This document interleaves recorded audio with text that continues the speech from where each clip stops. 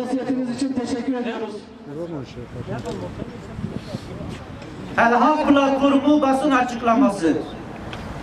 Çin'in Doğu Türkistan üzerindeki baskı ve asimilasyon uygulamaları bütün insanlık için silinmez bir utanç olma noktasına ulaşmış bulunmaktadır. Doğu Türkistan'da Çin yönetimi tarafından kurulan 16 toplama kampı bulunmaktadır. Bu kamplardaki Uygurlar kendi inançlarını değiştirmeye ve Komünist Parti ideolojisine boyun eğmeye zorlanmaktadır. Doğu Türkistan'daki baskı ve mezalim sadece esir kamplarına mahsus değildir.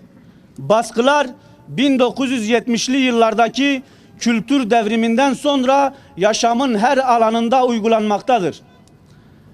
Camiler ve mescitlerin birçoğu yıkılmış, bazıları eğlence mekanlarına dönüştürülmüş, mevcutlara ise Çin bayrağı ve devlet başkanının fotoğrafları asılmıştır. Uygurlara verilen ana dilde eğitim hakkı Çin Anayasası'ndan kaldırılmıştır. Yasaklanan kitapları okuyan ya da bulunduran kişiler 5 seneden 20 seneye kadar hapis cezasına çarptırılmaktadır. 1949'dan bugüne Uygurların kullandığı alfabe 3 defa değiştirilerek Uygurların okuma yazma oranı iyice düşürülmüştür.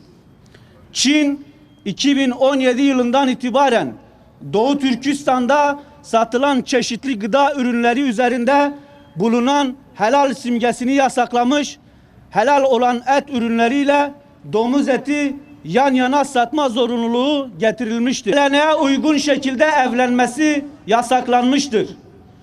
Uygur kızlarına Çinlilerle zorunlu evlilikler yaptırılarak milli ve dini kimlikleri asimile edilmeye çalışılmaktadır. Çin hükümeti 2016 yılından itibaren yeni doğan Uygur çocuklarına dini ve milli kimliği andıran 29 ismin verilmesini yasaklamıştır.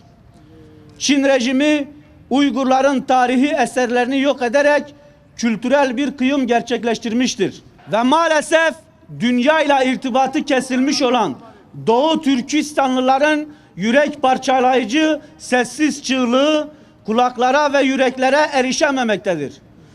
Bugün yaptığımız bu sessiz yürüyüş, bu sessiz çığlığı dünyaya duyurabilmek için atılmış küçücük bir adımdır. Zira çok iyi biliyoruz ki bu vahşete karşı duyarsız kalmak zulme ortak olmaktır.